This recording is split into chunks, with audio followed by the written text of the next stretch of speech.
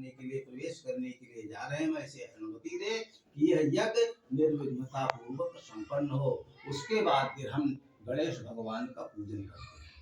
गणेश भगवान का पूजन करने के पहले सबसे पहले क्या करते हैं? पूजन में सबसे पहले ध्यान करते हैं। चावल फूल लेकर के आप छोड़ते हो, सबसे पहले ध्यान करते हैं। जब हमारे घर में कोई उत्सव होता है तो हम सबसे पहले अपने परिवार जन मिल करके और मंत्रणा करते हैं, आपस में विचार करते हैं कि किसको बुलाएं, किसको नहीं बुलाएं, निमंत्रण दे, किसको दे।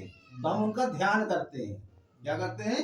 ध्यान करते हैं। तो यहाँ बैठ करके सबसे पहले हम गणेश भगवान का ध्यान करते हैं। उसके बाद उसका आवाहन होता है। जो पहले दिन आपने चावल छोड़ करके उनका आवाहन किया, यानी कि हम उसको बुलाते हैं, निमंत्रण देते हैं, कार्ड भेजते हैं, मोबाइल से फोन करते हैं, किसी प्रकार से उसको बुलाया। और जब हमारे घर में कोई आतिथ्य आता है तो हम सबसे पहले क्या करते हैं? उसके बैठने के लिए आसन देते हैं।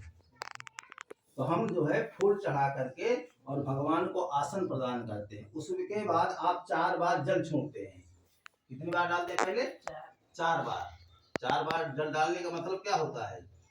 पहली बार जब जल देते हैं तो पैर धुलवाते हैं, दूसरी बार जब जल देते हैं तो हाथ धुलवाते हैं, तीसरी बार जब जल देते हैं तो मुख प्रक्षालन यानी कि कुल्ला करवाते हैं, और चौथी बार जो जल दिया जाता है वो भगवान को स्नान कराया जाता है। उसके बाद पंचामृत से स्नान कराया जाता है। इससे पंचामृत से जब जल से स्नान कर लिया, उसके बाद हम लोग साबुन, शैम्पू इत्यादि लगाते हैं। ये भगवान का जो है पंचामृत साबुन शैम्पू का काम करता है, इसलिए पंचामृत से स्नान कराया जाता है। उसके बाद फिर शुद्ध जल से कराया जाता है। शुद्ध जल के बाद गंगा जल हो या पुष्प जल हो, गुलाब जल हो, किसी के द्वारा जो है उसका फिर दोबारा से उनको शुद्ध किया जाता है, पवित्र किया जाता है। उसके बाद हम चढ़ाते हैं कलावा, वस्त्र पहनाते हैं। वस्त्र के बाद जो है तिलक लगाते हैं माथे पे। तिलक जब तक कहते हैं माथे पर तिलक नहीं होता, जिस देवता की हम पूजा करते हैं उस देवता के जैसा हमें भी अपना स्वरूप बनाना पड़ता है।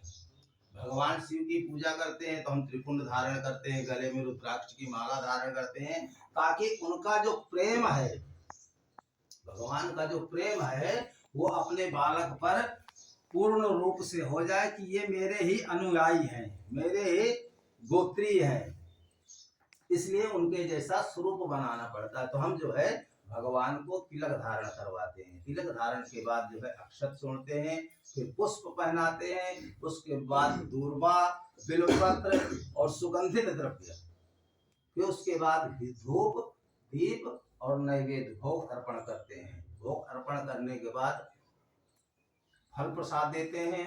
उसके बाद लौंग इलायची, मुख शुद्धि के लिए जो है लौंग इलायची, पान सुपारी जो भी हमारे पास होता है सामग्री, उसके द्वारा हम उनका पूजन करते हैं। उसके बाद हम चढ़ाते हैं दक्षिणा। दक्षिणा चढ़ाने का तात्पर्य क्या होता है? जैसे हमारी कुछ सामग्रियों में किसी प्रकार की कोई त्रुटि रह गई हो या कोई